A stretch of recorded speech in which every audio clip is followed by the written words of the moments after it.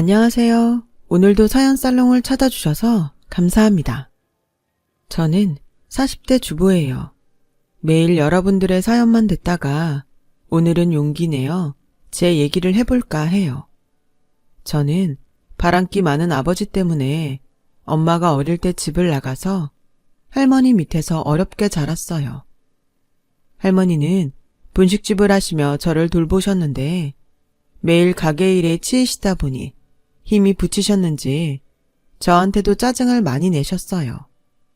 어릴 땐 그런 할머니가 무섭고 혼날까봐 두려웠죠. 할머니는 그나마 저 혼자라 거두는 거라고 늘 툴툴대셨어요. 아버지는 다른 여자와 살림 차리고 할머니는 무섭고 그런 환경에서 자란 저는 늘 외로웠어요. 중학교 때부터는 한시라도 빨리 돈을 벌어서 집을 나가고 싶었고요. 공부보다는 무조건 독립이 먼저였어요. 저는 빨리 일을 시작할 수 있는 것들을 찾다가 메이크업을 발견했죠. 제가 원래도 그림 그리는 걸 좋아했거든요. 미술 시간에는 선생님들이 제 그림을 앞에 걸어놓으시곤 했죠. 메이크업을 배워야겠다고 생각한 게 고3 때였어요. 처음에는 할머니 화장품으로 몰래 연습을 하다가 안 되겠어서 학교 끝나고 알바를 해서 돈을 모아 화장품을 샀어요. 처음에는 눈썹도 삐뚤빼뚤 그렸는데 점점 잘 그리게 되더군요. 실력이 느는 만큼 화장을 다 하고 나면 얼굴도 확 예뻐 보였고요. 저는 그게 너무 재밌었어요. 하지만 할머니한테 말할 용기는 나지 않아서 일단 화장품을 감춰놓고 조심하면서 연습했죠. 동네 다니던 미용실에서 철 지난 잡지를 하나씩 갖다 놓고 열심히 연습했습니다. 그런데 조그만 집에서 숨겨지면 얼마나 숨겨지겠어요. 게다가 너무 화장을 했다 지웠다를 반복해서 피부가 망가졌거든요. 할머니는 여드름이 심해진 거냐며 약국에서 약을 사다 바르라고 하시더라고요. 그러다가 제가 숨겨놓은 화장품들을 발견하셨죠. 너 이게 다 뭐냐? 웬 화장품들이야? 그게 왜 말을 못해? 훔친 거야? 아니 할머니, 내가 돈 벌어서 산 거야. 이게 뭔데? 너 요즘 피부 뻘건 게 이것 때문이냐? 저는 결국 메이크업 공부를 하고 있다고 다 털어놓았어요. 할머니 화장품으로 조금씩 연습하다가 안 되겠어서 알바를 했던 것도요. 할머니는 아무 말씀 없이 제 얘기를 다 들으시고는 화장품을 도로 다 넣어 놓으셨어요. 그러고는 어디로 전화를 하시더라고요. 이 망할 놈아, 네 새끼는 제대로 펴보지도 못하고 돈 벌겠다고 지가 애를 써서 화장인가 배운다더라. 넌 거기서 여자랑 배 두드리며 잘 사냐? 어째 네 새끼 한 번을 안 들여다보냐? 내 속으로 널 낳았지만 보다 너 같은 애비는 처음 본다 이 천하의 몹쓸 놈아. 몹쓸 네 애비도 너 같진 않았어 이 나쁜 놈아. 할머니는 아버지한테 전화를 하셨던 거예요. 그렇게 실컷 욕을 퍼부으시고는 수화기를 탁 내려놓으시더니 저를 데리고 피부과에 가셨어요. 선생님, 얘가 혼자 화장을 배운다고 하다가 일이 됐는데 아직 어린애 피부가 이래서야 쓰겠습니까? 꼭 좀 고쳐주세요. 저는 그 말에 눈물이 핑 돌았어요. 절 미워해서 맨날 화만 낸다고 생각했던 할머니가 이렇게 저를 생각하고 계셨다니 정말 감동이었죠. 할머니는 의사 선생님한테 제일 좋은 약으로 달라고 당부하셨어요. 그리고 집에 돌아와 저를 앉혀놓고 이렇게 말씀하시더라고요. 네가 제대로 된 부모 밑에서 자랐으면 그림 공부해서 대학 갈 생각했을 텐데 할머니는 그림 공부시킬 돈이 없어 이런 생각했나 그런 마음이 들었다. 이게 다 내가 자식을 잘못 키워서 이렇게 된 거다. 할미가 미안하다. 아니 할머니, 나 할머니 없었으면 고아원에 갔을 거야. 그리고 오늘 병원 데려가줘서 섭섭한 거 다 풀렸어 할머니. 사랑해. 할머니는 갑작스러운 제 사랑 고백에 웃으셨어요. 그리고 다음날 어디서 알아보신 건지 저에게 메이크업 학원 명함을 주시고는 여기 가서 어떻게 배우는지 알아보라고 하시더군요. 할미가 너 학원비는 내줄라니까 걱정하지 말어. 할머니 떡볶이가 이 동네에선 제일 잘 팔리니까 그 정도는 내줄 수 있어. 저는 정말 펑펑 울었어요. 말도 못하고 숨죽이며 메이크업 연습하던 두어 달이 떠올랐거든요. 할머니한테 너무너무 고맙다고 몇 번이나 말했죠. 저는 할머니가 알려주신 메이크업 학원 말고도 다른 곳을 더 알아봤어요. 조금이라도 더 좋고 더 싼 곳에서 배우고 싶어서요. 그렇게 저는 다른 애들이 입시 공부를 할 때 메이크업 학원을 다녔어요. 확실히 혼자 하는 거하고는 다르더라고요. 제가 잘못 연습하던 것도 있었고요. 힘들 때도 있었지만 할머니를 생각하며 더 열심히 했죠. 그 덕에 저는 학원 원장님 눈에 들어서 고등학교를 졸업하자마자 강남에 있는 큰 샵에 막내로 들어가게 됐어요. 샵에 가니 또다시 처음부터 시작하는 느낌이 들더라고요. 하루 종일 샵에서 살다시피 하며 허드렛 일부터 열심히 배웠죠. 아주 조금이었지만 돈을 받을 수 있는 것도 행복했어요. 저는 첫 월급을 타서 할머니한테 빨간 내복을 사다 드렸어요. 요새 누가 빨간 내복을 입어? 넌 세상 세련된 데서 일한다며 그것도 몰라? 할머니, 그럴 줄 알고 이것도 준비했지. 짜잔! 저는 따뜻한 털조끼와 로션을 꺼냈어요. 그러자 할머니는 또 힘들게 번 돈 다 썼겠다며 안타까워하시는 거 있죠. 저는 그제야 퉁명스러움이 할머니 사랑 표현이란 걸 알았어요. 더 열심히 해서 할머니한테 보답해야겠다는 마음도 커졌고요. 저와 같이 샵에 들어왔던 다른 사람들은 한 명씩 샵을 관뒀어요. 생각보다 너무 힘들고 돈도 되지 않는다고 다른 일을 찾아본다더라고요. 저는 다른 일은 생각해 본 적이 없어서 어떻게든 버텨야 했어요. 그렇게 쉬는 날도 거의 없이 일한 덕분인지 저는 점점 위로 올라갔고 아티스트라고 새겨진 제 이름표를 다는 날이 왔어요.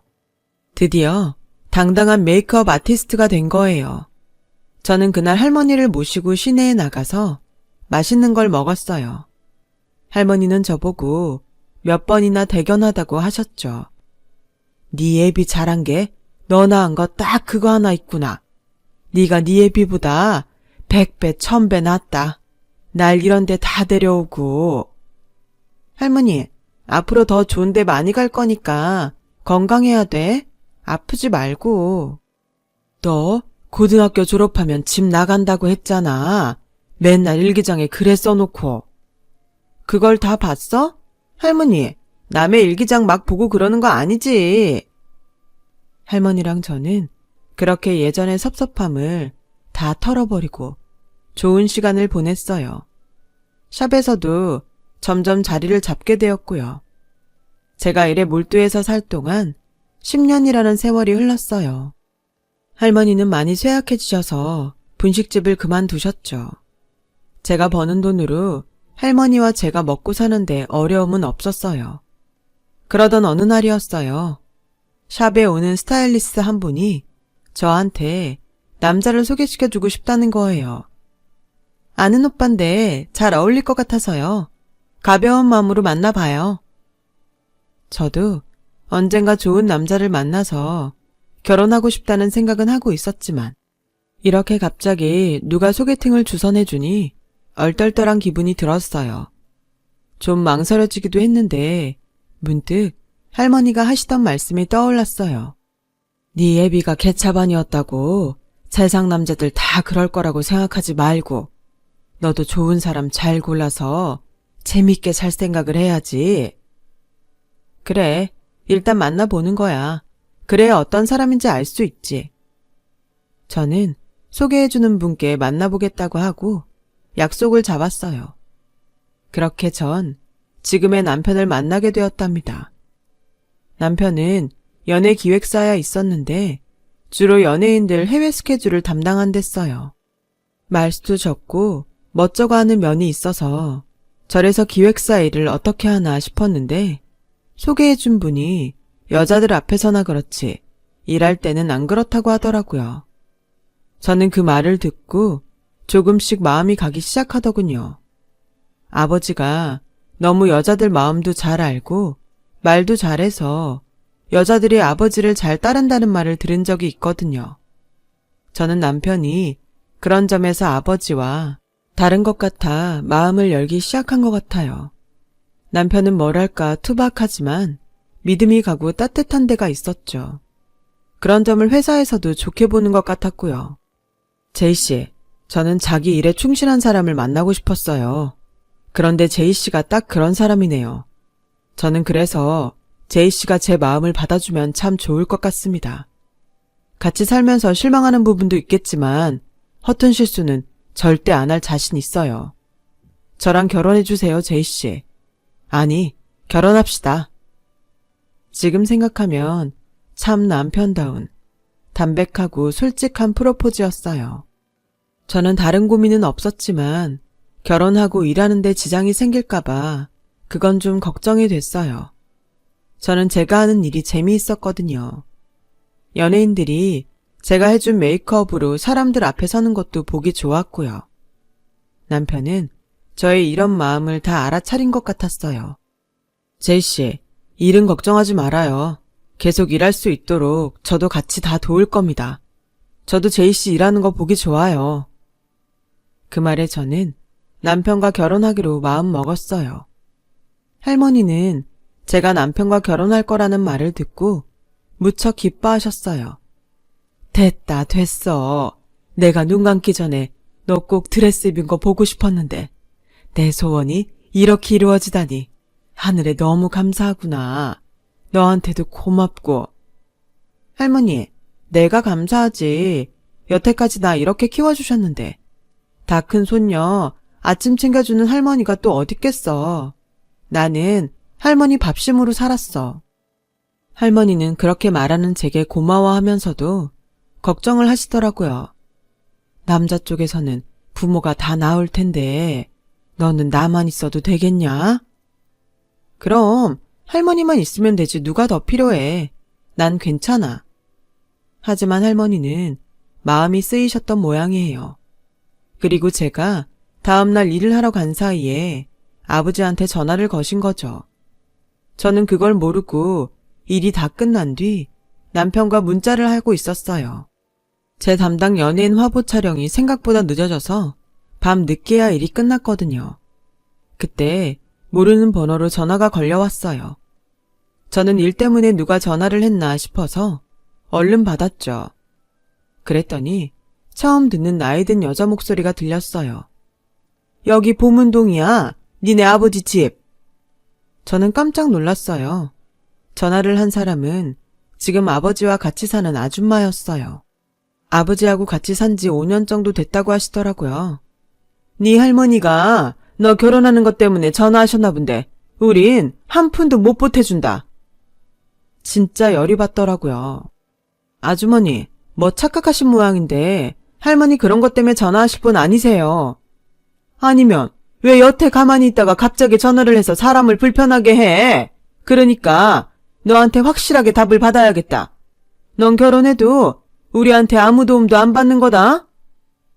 저는 너무 기분 나빠서 절대 그럴 일은 없을 거라며 전화를 확 끊었어요. 속에서 울분이 확 치밀어 오르더군요. 정말 뭐 저런 사람들이 다 있나. 아버지는 대체 어떻게 사람을 이런 취급하나. 집에 가는 내내 저는 화가 머리 끝까지 나서 속으로 별욕을 다 했어요. 집 앞에 다 온 저는 할머니를 생각해서라도 화를 가라앉혀야 했죠. 때마침 남편한테 집에 잘 도착했냐며 전화가 왔더라고요. 저는 잘 도착했다고 했지만 남편은 제 목소리가 이상하다는 걸 알아챘죠. 그새 무슨 일 있었나? 아까랑 분위기가 영 딴판인데? 왜 그래? 실은 갑자기 아버지랑 사는 아줌마한테 전화가 와서는 저는 그렇게 자초지종을 얘기하게 됐어요. 와, 정말 너무하시네. 아무렴 여태까지 혼자 다 키우신 할머니가 돈이나 달라고 전화를 했겠어. 딸이 결혼한다니까 알리신 걸 텐데. 할머니 아시면 정말 속상하시겠네. 남편은 저와 같이 할머니 걱정을 해주더군요. 남편의 따뜻한 마음이 전해져서인지 저는 곧 마음이 진정되기 시작했어요. 집에 들어가 할머니한테 아무 내색도 하지 않았어요. 할머니도 저한테 아버지한테 전화했다는 얘기를 하지 않았고요. 할머니, 나 할머니 떡볶이 먹고 싶다. 아이고, 늦은 밤에 떡볶이, 라면 먹으면 붓는다고 질색하더니 웬일이래? 오늘은 먹어도 될 것 같아. 그리고 좀 부으면 어때? 내가 연예인도 아닌데. 할머니는 저한테 떡볶이나 라면 만들어주는 걸 좋아하셨어요. 제가 학창시절 분식집에 안 갔던 게 할머니가 무서워서였거든요. 할머니는 그게 제가 창피해서라고 생각하셨대요. 하지만 그게 아니라는 걸 아시고서는 저한테 분식 만들어주는 걸 즐기셨죠. 저는 그래서 위로가 필요할 때 떡볶이를 해달라고 졸랐어요. 할머니는 그저 일 때문에 힘들었냐며 다 그런 거라고 조금만 참으라고 그렇게 다독이시며 떡볶이를 만들어 주시더군요. 저는 떡볶이를 먹으며 기분 나빴던 전화를 잊으려고 노력했어요. 남편은 제게 결혼식장에 할머니만 계셔도 충분하다고 괜찮다고 했고요. 남편 부모님도 성품이 좋으신 분들이어서 저를 잘 이해해 주셨어요. 저와 남편은 결혼 날짜를 잡고 하나씩 준비를 해 나갔죠. 둘 다 바쁜 일이라서 서로 시간을 맞춰 웨딩 사진을 찍고 드레스와 양복을 맞추고 하는 게 여간 어려운 게 아니더라고요. 가끔 너무 시간이 안 맞아서 좀 다툴 때도 있었지만 그래도 금방 풀고 화해했죠. 그렇게 눈코 뜰 새 없이 바쁜데 어느 날 집에 가보니 아버지가 와 계셨어요. 저는 어릴 때 보고 처음 보는 거라 처음엔 잘 알아보지 못했어요. 생각했던 것보다 얼굴에 윤기도 자르르 흐르는 게 좋아 보이더군요. 아유, 임마. 그래도 친아버지인데 어떻게 얼굴을 기억 못하냐, 사람 섭섭하게. 아버지 말에 할머니는 벌컥 성을 내셨어요. 말은 똑바로 해야지, 이놈아. 네가 애한테 섭섭하단 말이 나와?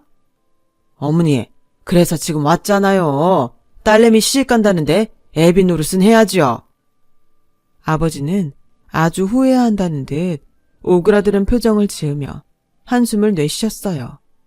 제 속에서는 여러 가지 감정이 막 교차했어요.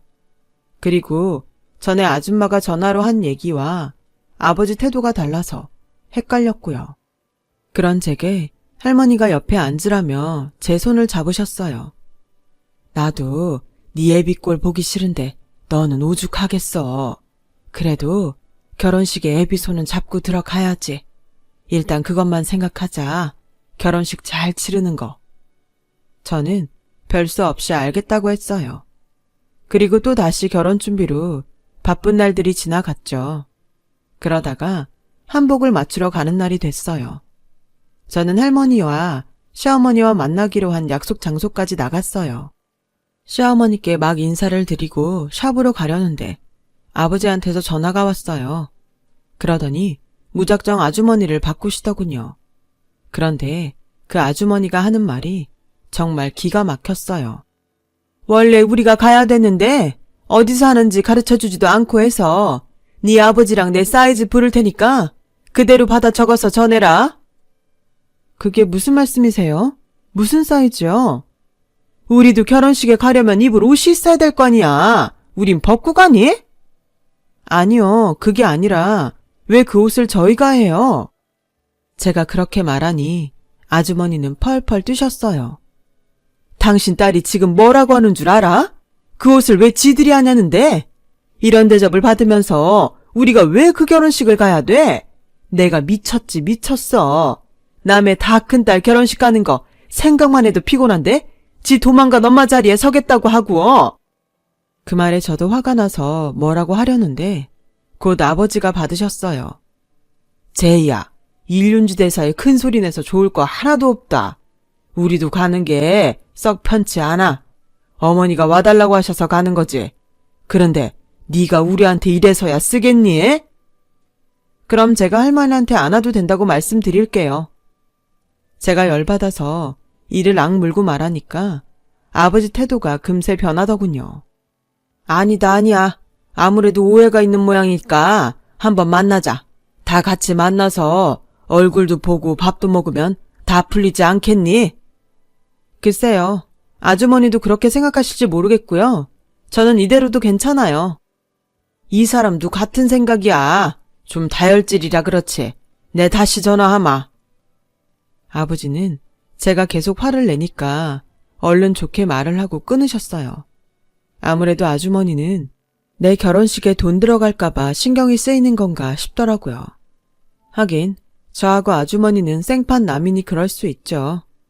그렇다고 해서 예단 한복을 하는데 당연하게 자기들 것도 하라는 건 너무 경우가 없다 싶었어요. 그리고 며칠 뒤 아버지는 정말 아주머니를 데리고 오셨어요. 원래는 남편하고 가구를 사려고 겨우 빼낸 시간이었거든요. 제가 투덜대니까 남편이 오히려 절 위로했어요. 그래, 자기 속상하겠다. 그래도 어른이 화해하자고 오시는데 어떡해. 기왕 만나는 거니 우리 기분 좋게 밥 먹고 나와서 가구 사자. 진짜 내키진 않았지만 어쩔 수 없었죠. 남편은 아버지와 아주머니에게 깍듯이 예의를 차리며 정성껏 대접을 했어요. 그런 남편을 보니 고맙기도 하고 미안하기도 했어요. 저처럼 가정사가 복잡한 사람 만나지 않았으면 편했을 텐데 그런 맘도 들었고요. 남편 덕에 저희는 모두 식사를 잘 마치고 나올 수 있었어요. 그런데 일은 그날 밤에 벌어졌어요. 저와 남편이 가구를 계약하고 할머니 드린다고 떡을 사서 같이 집에 왔죠.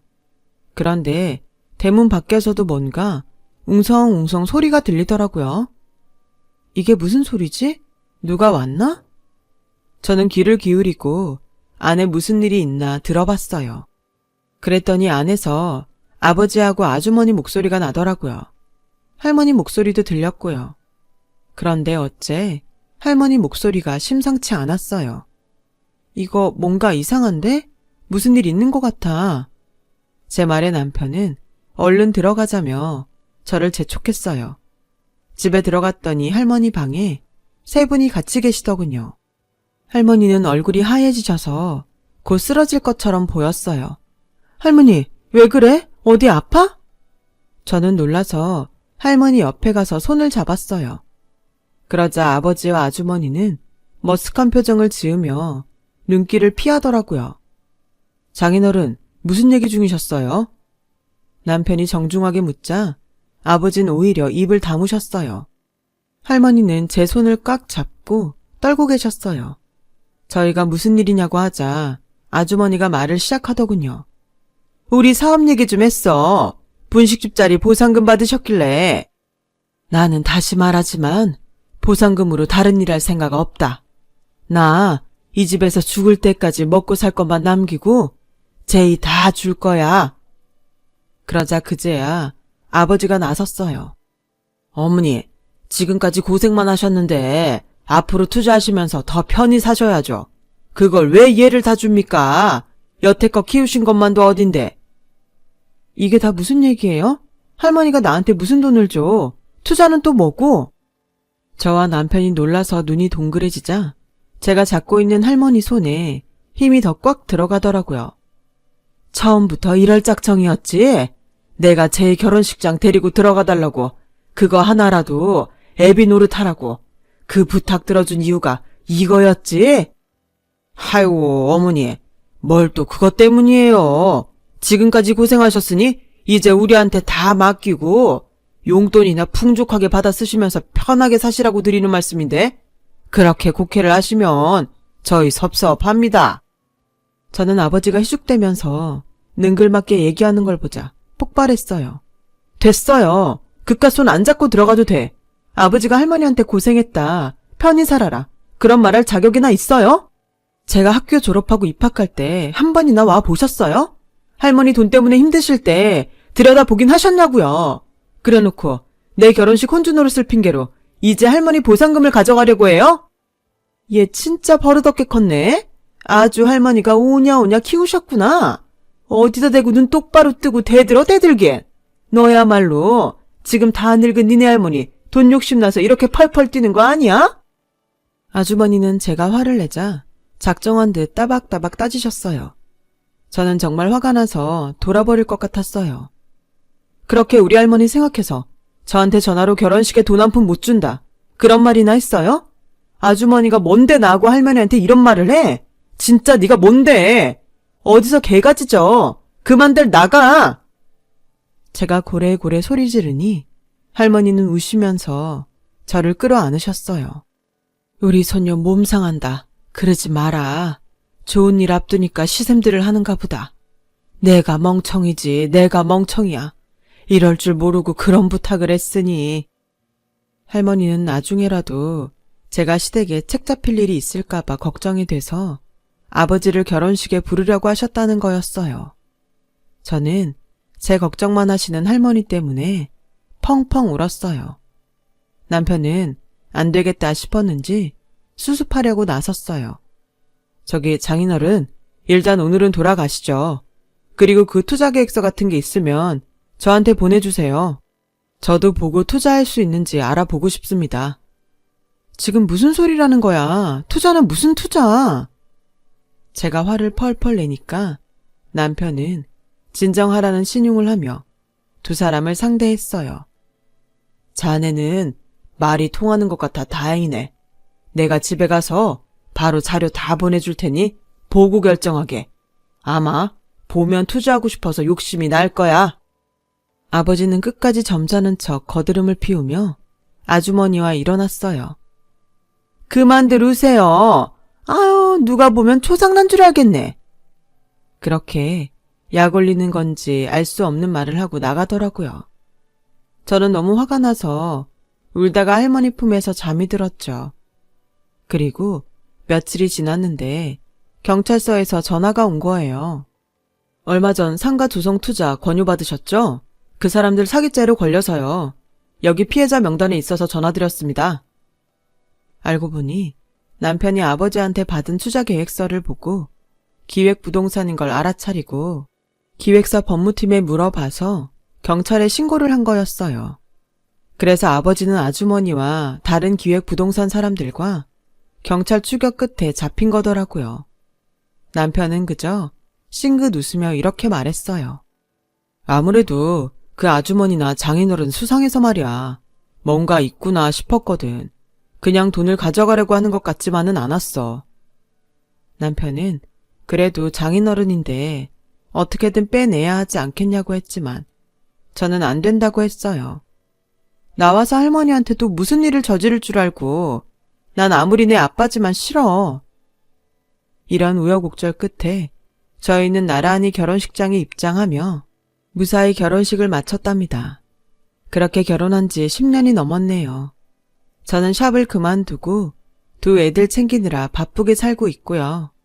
할머니는 제가 첫 아이를 낳고 다음 해 돌아가셨죠. 제가 행복하게 사는 모습에 이제는 아무런 걱정이 없다시면서 웃으면서 눈을 감으셨어요. 이렇게 얘기를 하고 나니 할머니가 많이 보고 싶네요.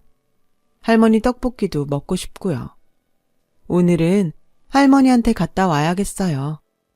제 얘기 들어주셔서 감사합니다. 항상 좋은 인연들이 함께 하시길 바라며 건강하세요. 여러분, 사연 댓글에 응원과 현명한 조언 부탁드려요. 좋아요와 구독은 저에게 큰 힘이 됩니다.